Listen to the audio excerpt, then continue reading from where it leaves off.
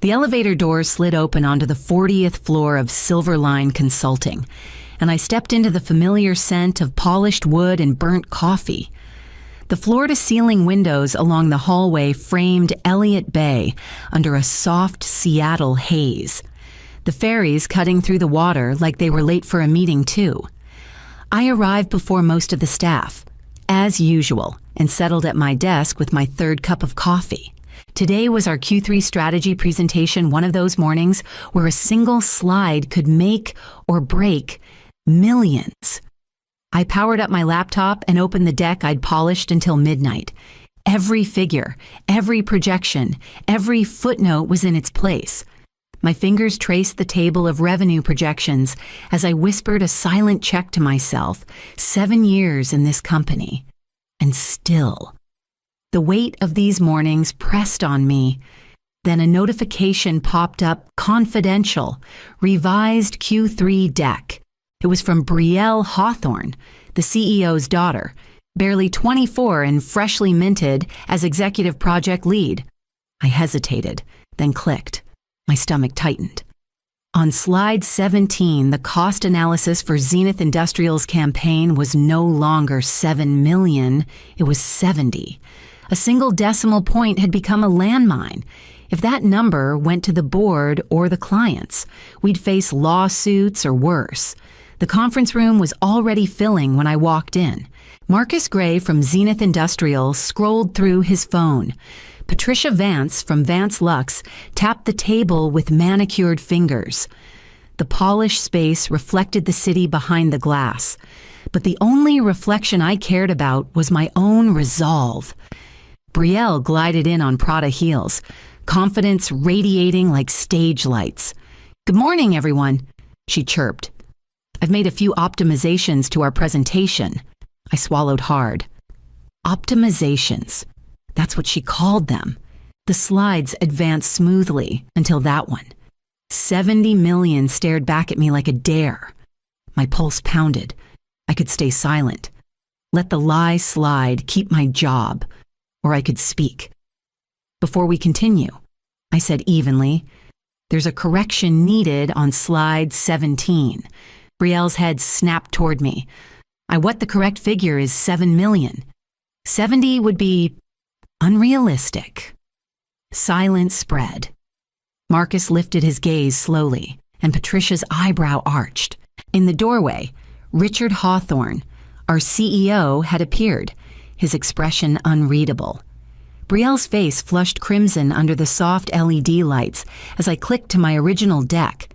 The meeting continued, but the air had shifted, thick with a tension I could almost taste. I knew, even as I spoke with professional calm, that something irreversible had just begun. The meeting ended in a strange quiet. Marcus gave me a subtle nod as he packed his briefcase, and Patricia brushed past me with a whispered, "Thank you." Their gratitude was soft but unmistakable. Brielle didn't speak. She stood rigid, cheeks blotched with anger, her eyes sharp as glass. When Richard Hawthorne walked out without a word, I felt the weight of his silence more than any reprimand. The rest of the afternoon crawled. My coworkers glanced at me, then quickly back at their screens. Conversations hushed when I passed. Even Vera, my assistant, kept her voice low, like we were in a library full of ghosts.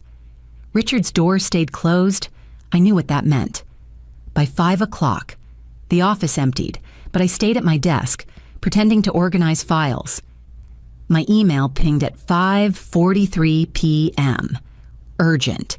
HR meeting required, I already knew. The walk to HR felt like stepping into slow motion. Jennifer Walsh, the HR director, sat behind her polished desk, hands folded.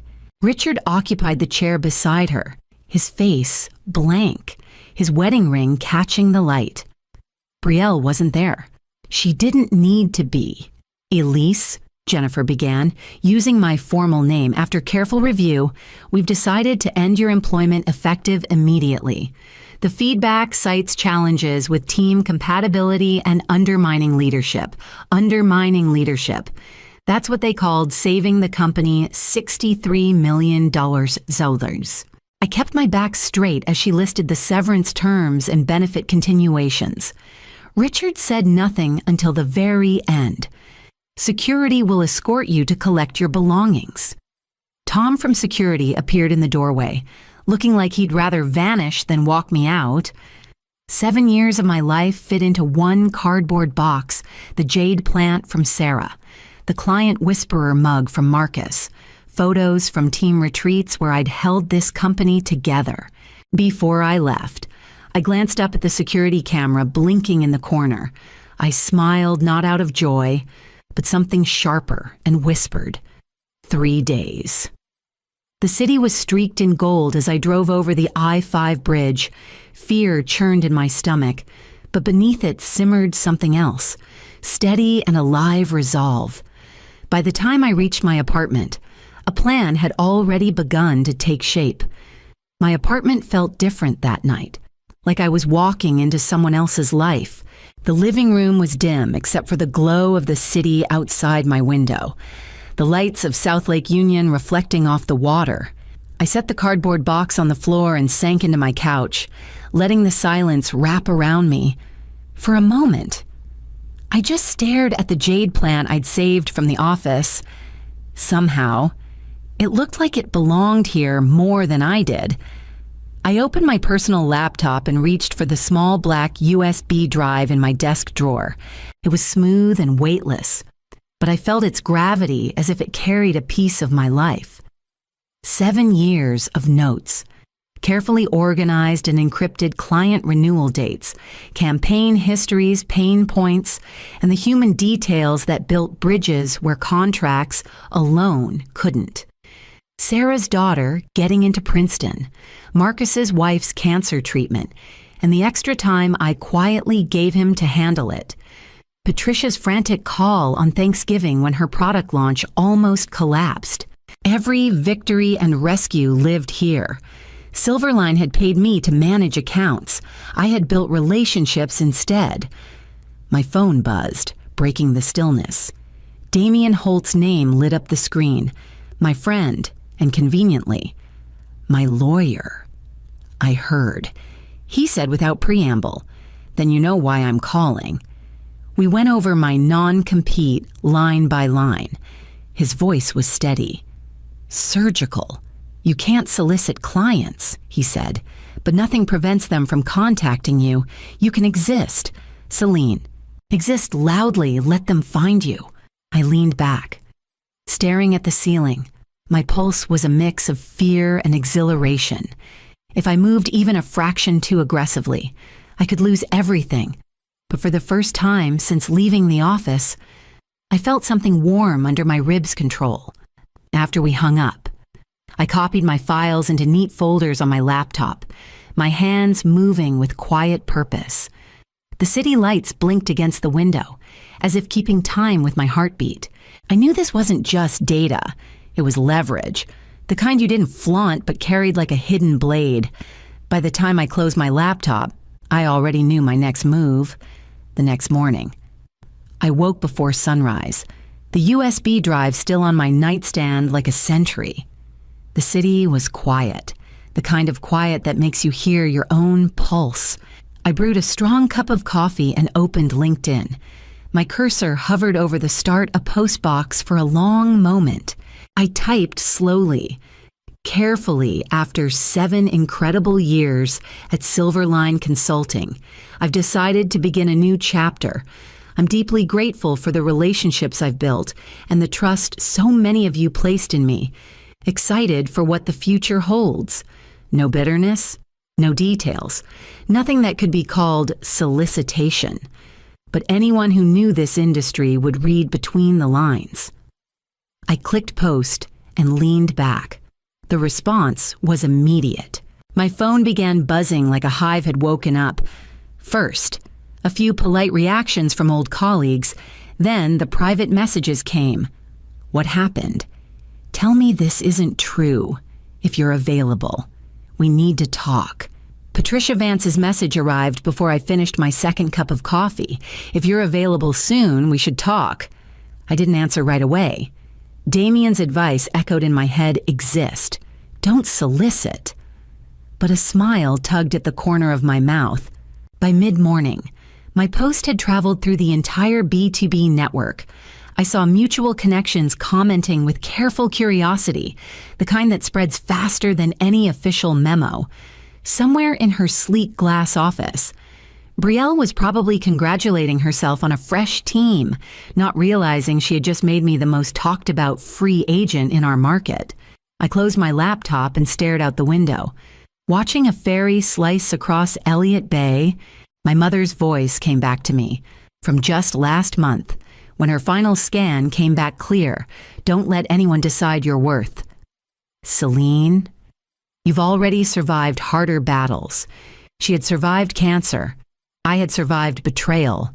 And now, I would build something that belonged only to me. The messages kept piling up, each one a quiet reminder that the relationships I'd nurtured weren't going anywhere. By the time I silenced my phone, I already knew the whispers were only going to get louder. The morning after my LinkedIn post, I signed the paperwork for a small shared workspace in Pioneer Square. The building was a brick and glass relic, full of startups and freelancers tapping away at laptops in open lounges. It smelled faintly of roasted coffee and new beginnings. My office was just a corner desk with a view of a mural and a stack of rental agreements. But it felt like neutral ground, a place that wasn't haunted by Silverline's glass walls. By mid-morning, as I was setting up my laptop, an email notification froze me. The subject line read, "Cease and desist. Immediate action required." The letter from Silverline's lawyers was pure theater-stern language about unauthorized client interference, violations of your non-compete, and threats of legal action if you continue. My hands went cold. This was how companies like Silverline kept people silent, not always with handcuffs, but with fear for a brief moment. My resolve faltered. My entire career was in this city. If Silverline blacklisted me, every competitor would hear their version of the story first. I stared at the walls of my new office, bare except for the USB drive I'd placed on the desk like a talisman or maybe a bomb. I called Damien, my voice lower than usual. He listened without interrupting. Then he said, "Steady and calm. They're bluffing. You haven't solicited anyone. Clients reaching out to you isn't illegal. Fear is their last weapon. Celine, don't hand it to them." That night, I couldn't sleep. I sat on my couch with the lights off, the USB drive resting in my palm. It felt like a loaded gun, silent, potent, life-altering. Every scenario ran through my mind: success, ruin, the headlines if this went wrong. When I finally placed the drive back on the table, I knew I was standing on a line I couldn't uncross. The city lights blinked outside, and in that quiet, I felt the first flicker of courage pushing back against the weight of doubt. By morning, I was ready to see just how far that courage could take me. Riverside Bean was tucked into a quiet corner near Lake Union, the kind of cafe where conversations disappeared into the hum of the espresso machine. I chose a table in the back, facing the door. My nerves hummed as I traced the rim of my coffee cup, rehearsing neutral phrases in my head. Marcus Gray arrived in his usual understated way: pressed shirt, loosened tie, the exhaustion of a man who lived on deadlines. He sat down across from me and didn't bother with small talk. "She missed the renewal," he said, voice low but tight with anger. "Do you know what that means?" I nodded. The renewal with Zenith Industrial was one of Silverline's largest contracts, and missing it meant they were technically operating without a binding agreement. She didn't even know the date.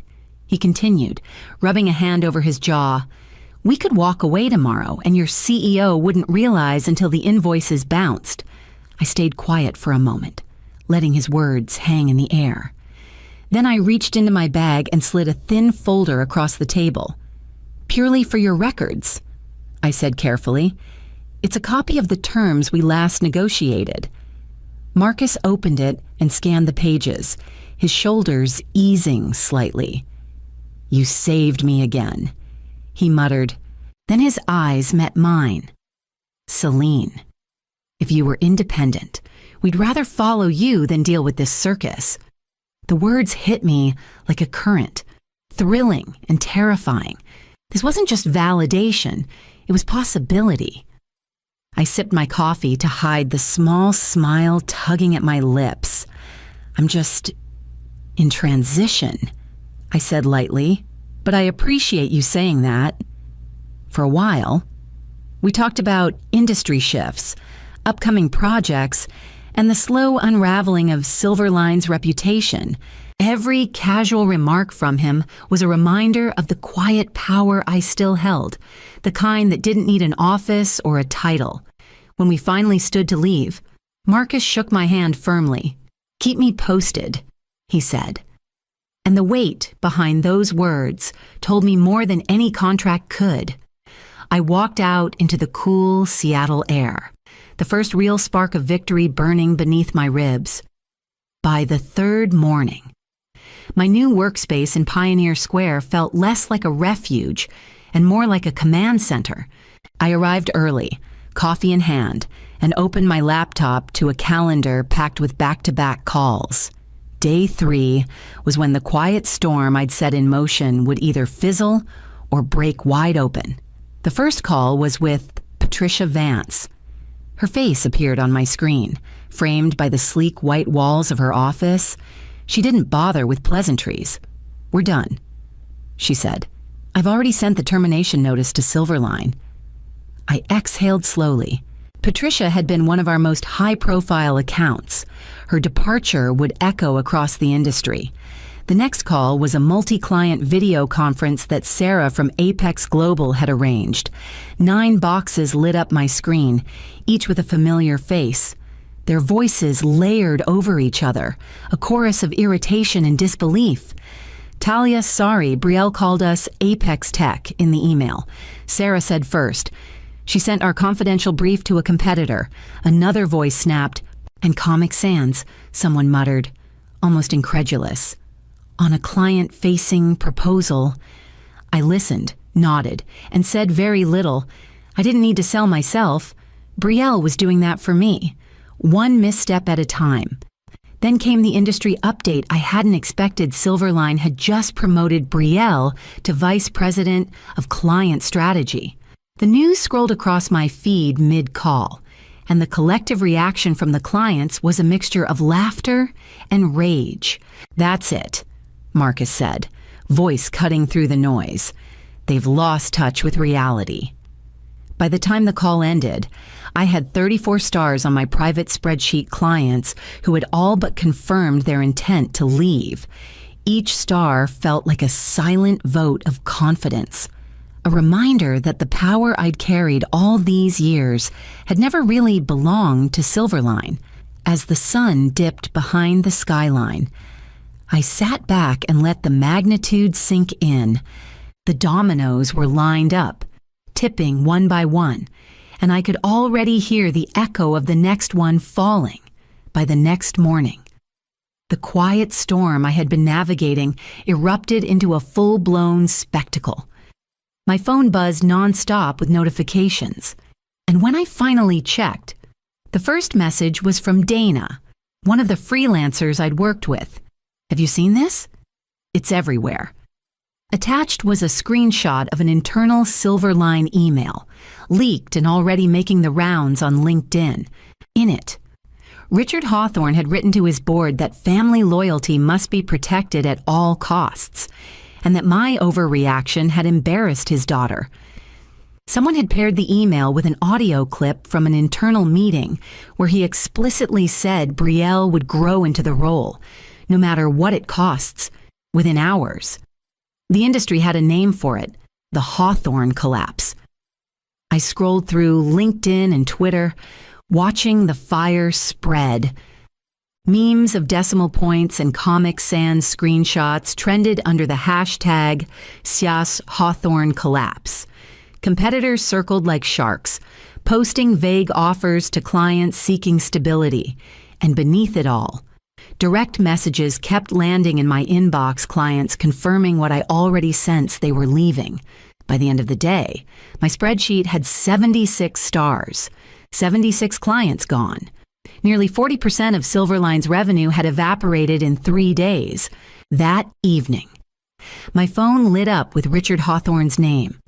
I let it ring twice before answering.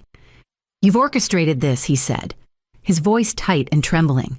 I kept my tone even. "I haven't orchestrated anything. I only existed. They chose." Silence stretched across the line, heavy and jagged.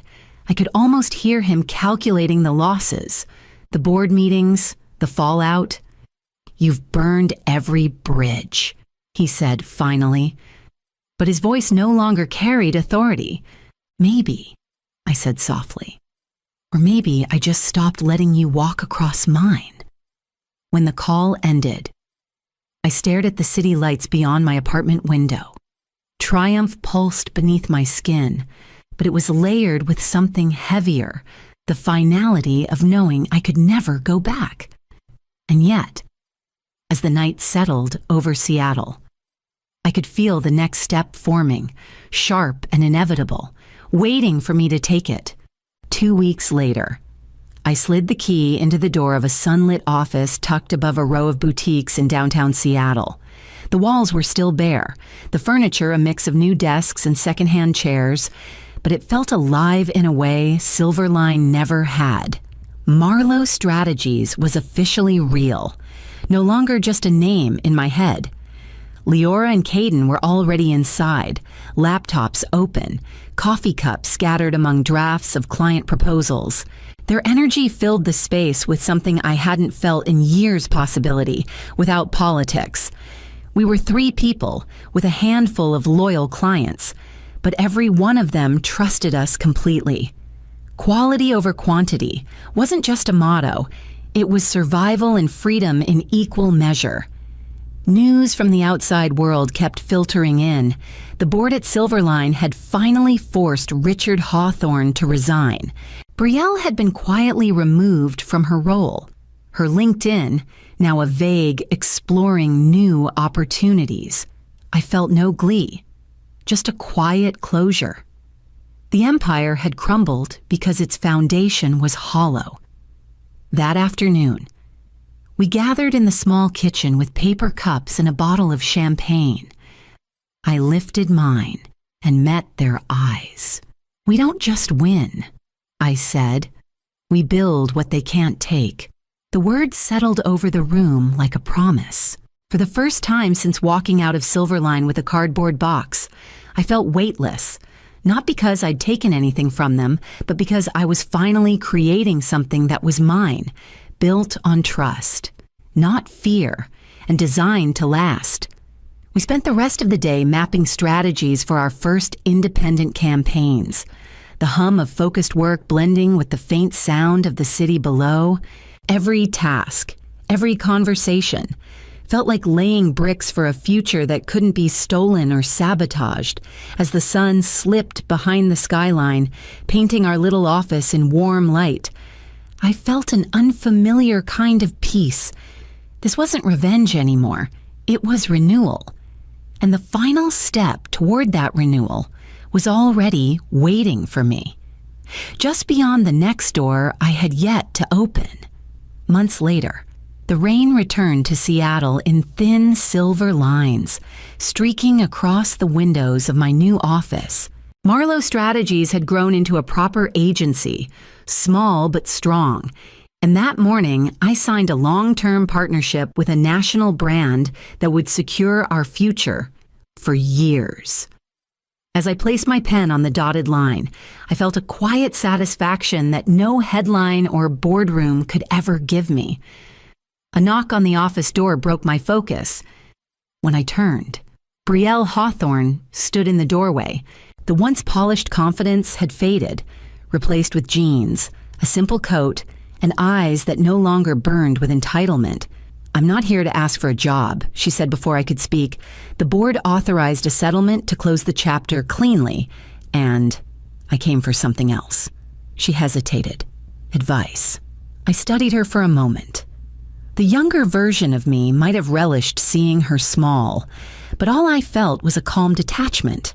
Life had already delivered the lesson she came carrying. I nodded toward the cafe across the street. 1 coffee. I said, "That's all I can offer today."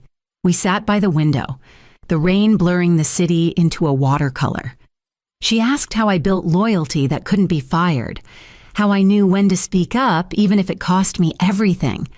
I answered simply, without bitterness, letting her write down whatever pieces of truth she was ready to hear. Later, back in my office, I watched the ferries cross Elliott Bay and let the last threads of the old life slip away.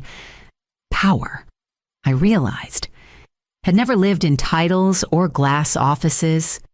It had always been in the trust I carried with me, the kind that followed wherever I chose to go.